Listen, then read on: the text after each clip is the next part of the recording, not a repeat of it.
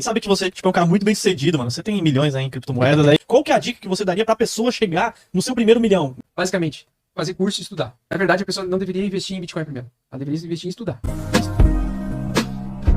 Curso mais Bitcoin, link na descrição para parar com a sardinhagem. Então, curso mais Bitcoin, link na descrição, cupom de desconto Café 50, né? O cupom de desconto 50% é o Café 50. Melhor curso de criptomoedas do Brasil, disparado. Fofa, vamos falar o seguinte com vocês aqui sobre a questão do vídeo de ontem do Samidana. O Samidana foi uma das pessoas, né? Das diversas pessoas aí do mercado tradicional, não só do mercado tradicional, mas os analistas, os economistas, que criticavam bastante o Bitcoin, né? Há uns 3, 4 anos atrás, a gente lembra muito bem, os caras iam para as grandes mídias aí, para Globo, televisões aí, para falar que a Bitcoin era uma bolha e tudo mais. E ontem eu até estava acompanhando o podcast, que é meu podcast favorito. Na verdade, eu tenho 2 podcasts que eu gosto muito, né? Que é o podcast do A Deriva e o Ticara Ticast, né? Ticara Ticast. E aí eu aproveitei que eles estavam falando com o Samidana, né? Eu gosto bastante do Samidana, assim como personalidade, nas opiniões em relação lá na rádio, né? Na Jovem Pan. Acho ele um cara inteligente, eu gosto bastante dele. Só que ele foi infeliz nas declarações sobre Bitcoin nos últimos anos, né? E perpetuou aí para outras pessoas que eu gosto muito, como o Nando Moura, o Dando Bora, o bandido. O Dando Bora também falou um monte de. Quando o cara não conhece, né? E quer dar opinião, é uma merda, né? E daí começa a vir algumas barbaridades, né? Aquele economista que trabalha também com o Nando Moura, que eles fizeram o curso Mestres do Capitalismo, ele também não entende porra nenhuma do que é o Bitcoin, então ele falava um monte de barberagem, e são pessoas que atingem públicos muito grandes, né? Mas ao mesmo tempo são pessoas que eu admiro, né? Que eu gosto bastante dessas pessoas. Hoje eu vou então mostrar para vocês aqui, até eu quero ver a opinião do Sami ali, porque eu vi que ele fez uma resposta mais completa, eu tive que sair no meio do podcast, eu mandei as perguntas, depois só que eu vi a resposta. E aí eu vou acompanhar junto com vocês para a gente ver o que o nosso querido Samidana falou aqui nesse episódio do podcast, tá? Vamos lá. Vamos mandando o áudio aqui, vamos ver o que ele falou, né? Eu fiz a pergunta. Manda. Eu tava aqui. E até queria agradecer ao Carioca aí, se um dia eles verem esse vídeo aqui. Por ele ter feito a pergunta mesmo sem ter. Querendo dizer dos commodities com De bola, medo, né? de preço e tal. Tem aqui a Tá pergunta funcionando do o som? Augusto, por isso que eu tô antecipando Perfeito, o superchat. perfeito. Não é o final, tá, gente? É só porque Não, só pra gente saber. pediram para eu antecipar porque acharam legal. Ó, 34, acharam legal? Acharam legal a pergunta, né? Pergunta pro Sami: o quanto dói ver o Bitcoin, que ele sempre ignorou, valer $68 mil por unidade e esmagar o dólar e o real? E o mesmo Augusto diz: Bitcoin representa a liberdade das pessoas para com o seu dinheiro e proteger contra a desvalorização de 50% do real a cada 2 anos. Vamos e lá. aí? Aí eu queria saber exatamente isso, né? Esse superchat não foi com intenção de humilhar ninguém, humilhar o Samidana, usar a imagem dele, ou sei lá o quê. Não, foi com a intenção de provocação, né? A intenção de provocar a crítica, porque eu queria saber, né? O cara aparece para televisões, né? Então ele é uma imagem pública, uma figura pública muito grande. E o cara era um dos principais ali estudiosos lá, que trazia dados. Na época ele fazia também sobre futebol, né? Para a Globo, ele criava várias matérias para a Globo. Então é um cara que tinha uma mídia muito grande, ou tem uma mídia muito grande. E aí o que eu ficava pistola na época, né? Que apesar de eu gostar da forma como ele conduzia as reportagens, cara, quando ele falava sobre Bitcoin, era uma tristeza. Era muito triste, porque atingia um público ele atingiu um público de milhões de pessoas, milhões de brasileiros, e aí você chega e fala que o Bitcoin é uma bolha, ou seja, quando você fala em rede nacional, você tem que ter propriedade daquilo que você está falando. Se você não tem propriedade daquilo que você está falando, você não entende o que você está falando, você não pode falar. Você vai criar uma ideia para as pessoas de que elas estão investindo num esquema, que elas estão investindo em algo que não existe. E mesmo eu gostando muito do trabalho dele e de outros aí, pessoas que falaram muito mal do Bitcoin nos últimos 3, 4 anos,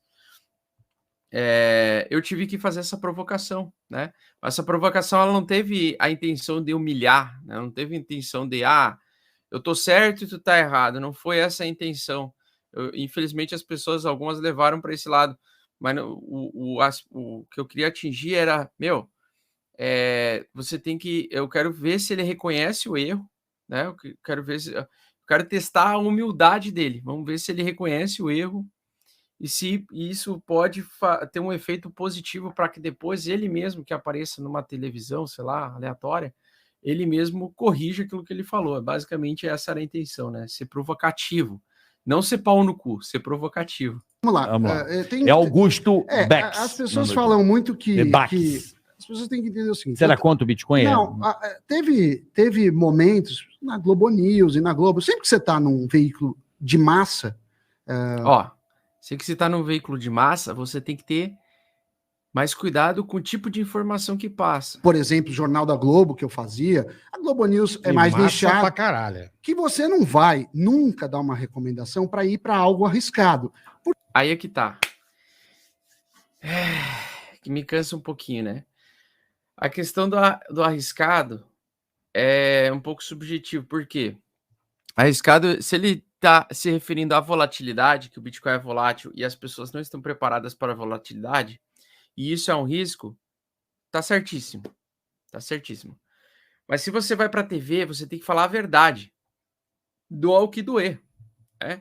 Você não pode falar, não precisa falar, não, pessoal, vamos todo mundo comprar Bitcoin, porque Bitcoin, foda-se, vai substituir o dólar e o real no futuro, e uma coisa que pode ou não acontecer, então não existe certeza de absolutamente nada.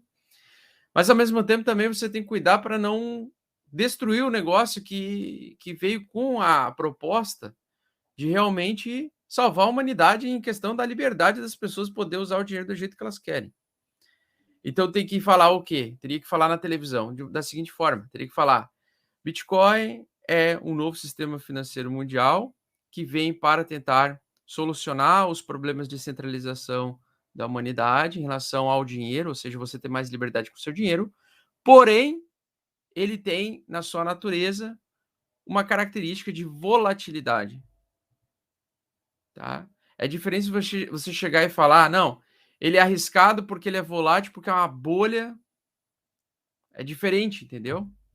São coisas, a forma de falar é diferente. Porque você tem pessoas que não entendem direito o risco. E você não vai falar bota em criptomoedas disso, tá? Não. Tá, eu entendi isso. Fora o que tem de golpe também. Não, né? não, mas o Bitcoin não é golpe, assim. Mas assim, Agora, isso aí, beleza. Ele falou, algo O que é o arriscado. Bitcoin? O Bitcoin é uma criptomoeda, é um ativo digital e na verdade, o Bitcoin em si não é risco, né? O risco é a mentalidade, a falta de conhecimento das pessoas em lidar com o ativo volátil. Esse é o problema. São pessoas que entram no ativo sem fazer gerenciamento, sem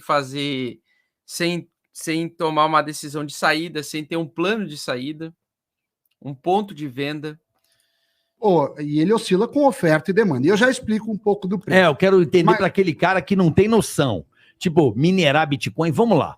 O que é o Bitcoin? Seria uma moeda universal? Não o dólar canadense com dólar americano com peso argentino? É uma moeda que universal, não tem, globalizada? Não é uma moeda que tem um país que controla a emissão. Por exemplo, o real a gente tem a Casa da Moeda, que o Banco Central faz política, ele enxuga o dólar também, o euro também, o Bitcoin não. Assim como existe o Bitcoin, existem milhares de moedas. Quem gera o Bitcoin? O Bitcoin é gerado, você pode minerar, é como se fosse um código secreto. Ele o Bitcoin é gerado pelo software Bitcoin Core, que lança, hoje em dia, são 6,25 Bitcoins a cada 10 minutos na rede, e ele é feito de forma automatizada e pública para qualquer pessoa que queira fornecer poder e processamento computacional para gerar novos bitcoins na rede, agindo assim como um companheiro da rede, digamos assim, ou um responsável pela rede para validar as transações do ponto A ao ponto B, né? Ponto a ponto, você... no caso, né? O que é a mineração de ouro? Você fica lá com a picareta, Uhum. aí achou, Passa na peneira, achou, não achou. beleza. Então é mais ou menos isso digital. Você fica tentando mandar senhas, um computador ou vários, Não. e quando acerta... O Bitcoin Core manda um desafio para a rede de computadores e a primeira máquina que conseguir resolver em até uma média entre 9 a 14 minutos o desafio é recebido como recompensa os bitcoins. ganhou lá o Bitcoin. Então é mais ou menos essa engenharia que chama blockchain. Mas, não, mas a blockchain é outra coisa. Vamos lá, a blockchain ela funciona desta forma com a validação das transações e da geração dos blocos. Mas a blockchain, na verdade, é um livro contábil, razão, público, onde ele registra as transações da pessoa A para a pessoa, ou da carteira A para a carteira B, e faz isso de forma pública, assegurando que você está abrindo mão dos direitos daqueles dados e transferindo esses direitos para outro, e quem assegura isso é a rede blockchain. A blockchain é uma outra pegada. Essa eu não entendi não, mas tudo bem, vamos lá. Mas, enfim, deixa eu voltar para a pergunta. E Ou aí, seja, em determinado momento... mostra que ele leu de forma rasa sobre isso. Bem que eu falei, o Bitcoin, ele tem muito risco e eu acho que tem bolha. Tá, o que ele está falando que acha que tem bolha, ele tem razão. Bitcoin ele tem períodos de bolha, né? Que são as grandes explosões, digamos, de realizações de lucro, institucionais realizando lucro e assim por diante. Ele tem realmente esses períodos cíclicos de bolha, né? Eu sempre chamo que a bolha, o Bitcoin sempre tem uma bolha que estoura, mas ele nunca morre, né? Ele tem ciclos de bolha, de períodos de desvalorização de 80% em um ano. Foram só 2, na verdade, até hoje. Mas ele tem períodos em que realmente a oferta ela fica muito elevada e a demanda cai muito, né? Porque chega o seguinte, tem gente que comprou o Bitcoin a $100.